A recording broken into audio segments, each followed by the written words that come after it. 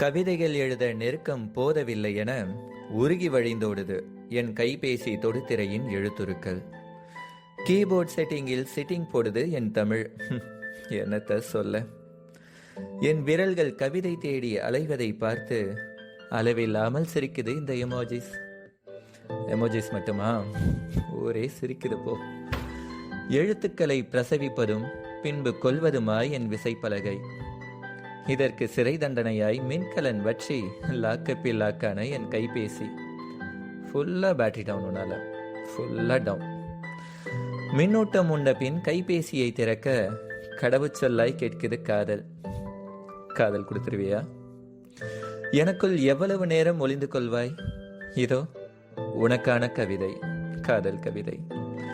இதை வாசித்தாவது என்னை சுவாசிக்க விடு, இல்லையில் என்னை ஆளை விடு.